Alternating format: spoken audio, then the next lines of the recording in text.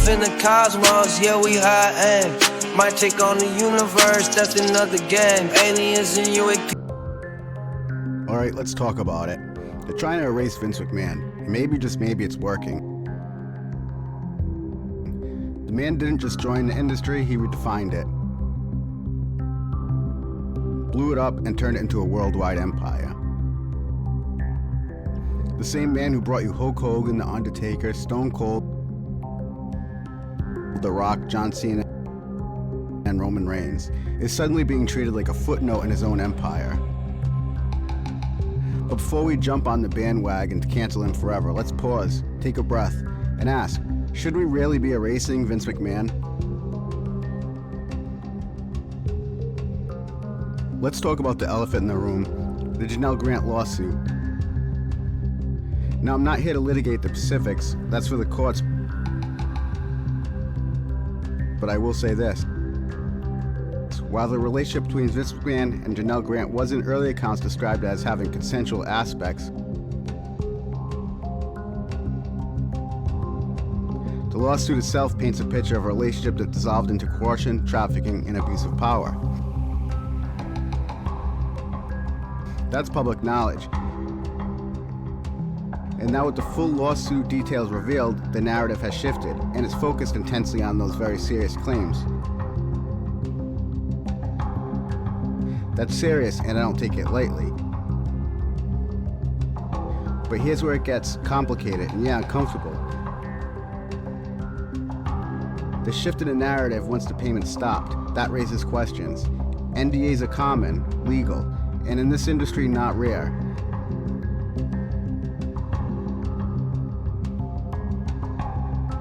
But now the check stopped, the story changes. That's what has people scratching their heads, and not just the die-hard Vince defenders.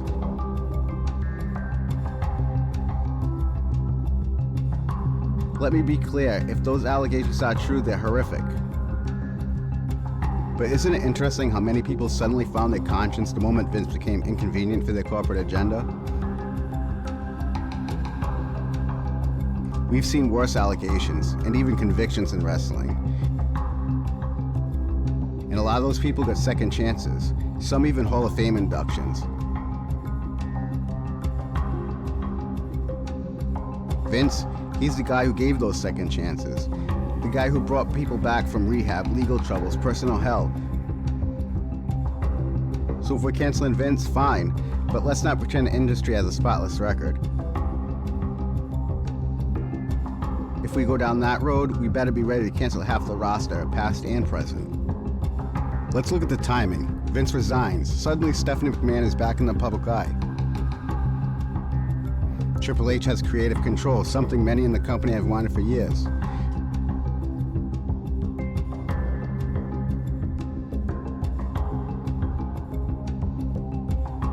Nick Khan is running the business side like a machine.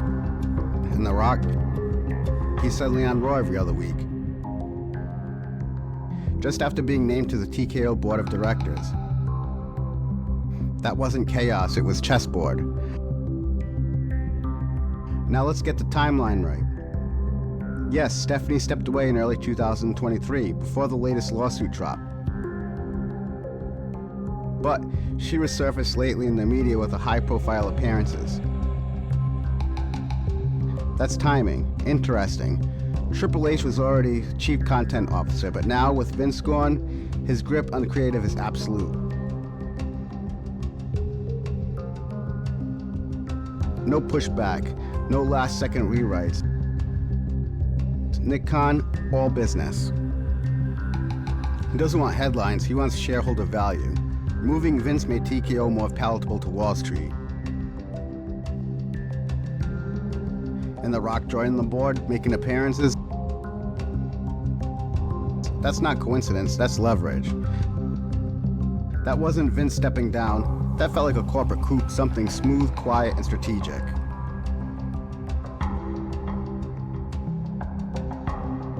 Let's talk about the actual product. Since Vince's departure, we've heard nothing but praise for Triple H's creative. People act like it's some kind of renaissance, but here's the question. Is it really that much better? Ticket prices, anecdotally, they've jumped. Some fans are reporting 30 to 40% increase since the merger. Maybe that's just inflation, maybe it's demand, but the fans are feeling it. And WrestleMania 41, look, I get it. Cody, Roman, Cena, all the major names were there. But The Rock, he was teasing his involvement and making appearances in the build-up, and then he was nowhere to be seen at the actual event. That was a huge issue for the fans. A major storyline teased and then seemingly dropped right at the biggest show. In the Bloodline, their overarching storyline, and the one that dominated WrestleMania 40, was largely absent from the main event picture this year.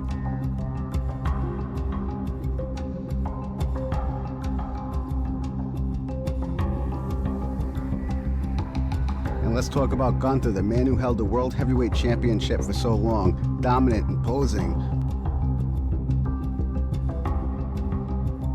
What happened to WrestleMania 41? He tapped out to Jey Uso. Tapped out.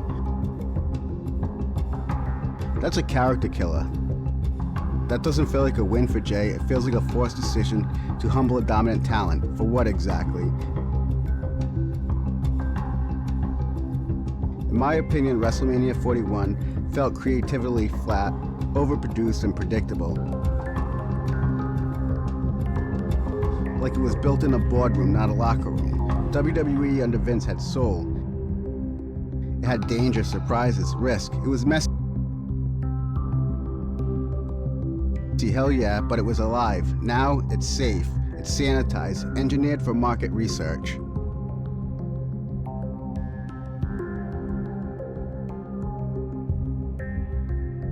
Let's not forget who innovated when it counted. During the pandemic, when UFC was hosting events in empty gyms and most companies shut down, Vince built the Thunderdome, a cutting-edge digital arena with LED boards, virtual fans, and top-tier production value. He kept the show alive, and he did it bigger and better than anyone. WWE Network. Vince launched his own direct-to-consumer platform in 2014. While Netflix already established streaming, for a sports entertainment company to launch its own dedicated streaming service for WWE's vast library and live events. People laughed. Now everyone's doing it. Saudi Arabia deal. Like it or not, it brought billions and expanded WWE globally. That's Vince. He did them a huge favor by putting the WWE on the map over there. And you know that doesn't go unnoticed. NXT. Vince greenlit that too. Yes, Triple H nurtured it, but Vince backed it. We rewrite history like Vince was some relic, but he was always 5 steps ahead, even when you didn't like where he was going. And when he was looking to sell WWE, you think he wasn't engaged in the market? He was probably putting together a deal before TKO stepped in. Probably with someone that was generally interested in buying before TKO stepped in. Who knows, maybe there's a silent partner or a Saudi backer waiting in the wings for a future play with Vince. The man's always got an angle. Look at the names: Hulk Hogan, The Undertaker, Stone Cold Steve Austin, The Rock, John Cena, Roman Reigns, all of them Vince creations. He saw the star power. He took the risks. He booked the moments. Without Vince, there's no WrestleMania, no Attitude Era, no Ruthless Aggression, and no Bloodline Saga. The women's evolution, that happened on his watch. You think that kind of cultural shift happens with the final word from the man in charge? Whether you love him or hate him, he built this. So no, I'm not here to excuse bad behavior. If Vince McMahon did what he's accused of, he should face consequences. But let's not pretend this industry wasn't built on complicated people doing extraordinary things. And Vince, he's the most complicated, the most extraordinary of them all. Erasing him doesn't make WWE cleaner, it makes it dishonest.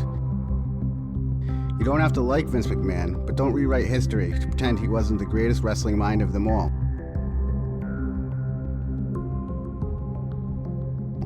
And hey, don't forget the latest buzz. There's rumors Vince McMahon wants to buy WWE back. Imagine that, the man who built it, sold it, and was pushed out. Now maybe he wants it back. Say what you will, he's never out of the game.